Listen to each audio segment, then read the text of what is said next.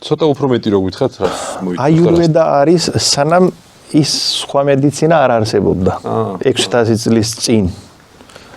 როგორ კურნალობდა ძველი ინდოელები ბალახებით. აქაც იყო ეს ბალახის კურნალობა თელი ყველგან იყო ტიბეტ, ჩინეთის ყველგან იყო. მაგრამ აიურვედა არის ეგეთი წესი არის აიურვედული წესი, სადაც ადამიანი რომ დაიბადება იმ დღიდან მაგისი ხასიათის მიხედვით შეიძლება ვითხრა მომავალში რა პრობლემა იქნება.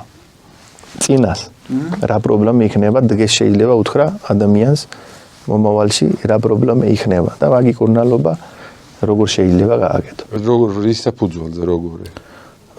სამი არსებობს დოშა ადამიანი რო არის ვატა, კაფა, პიტა. სამი ხარისხიანი ადამიანი არსებობს ყველა. სამივეს აქვს თავისი ხასიათები. იმ ხასიათის მიხედვით მიხვდება უცბად აიურვედის ექსპერტი რა ხასიათისა, ასე იმ ხასიათის ის მიხვდება საქსი როგორ იქცევა, როგორ ბრაზდება, რამდენი მოთმენა შეუძლია ეს ყველაფერი. დიდი დრო ჭირდება მაგის მიხედრას.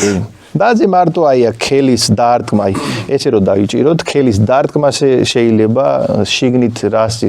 ადრე ხო არ იყო რენტგენი გადაუგე და ისა. ქელით პულსით ხვდებოდნენ. პულსის სწავლა. ეს ცალკე ცოტა ხო არის გულის ექიმი, იმის ექიმი. პულსის სპეციალური სწავლა, რომ პულსით მიხვდება. იბად. ერთი უცნაურობა უნდა მოგიყვეთ თუ დაიჯერებთ და თუ გქონიათ თქვენს ქვეყანაში მსგავსი რაღაც გაგონილი. ბებია ჩემი სიზმარში იცოდა რაღაც სახალხო მედიცინის საკითხები. და პაპა ჩემს ჰქონდა განგრენა ცუდი სიტყვა ეგრე ქვია, ხო მე მგონი, ხო სწორად განგრენა ჰქონდა მოკლედ პაპა ჩემს.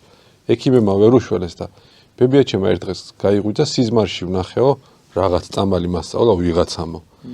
წავიდა იმის მიხედვით ბალახები მოძებნა, გაუმზადა იმ ბალახებით წამალი და ექიმი რომ მოიყვანეთ 3 წლის მერე ვინც გითხრა რომ 3 თვეში გარდაიცვლებაო ეს კაციო.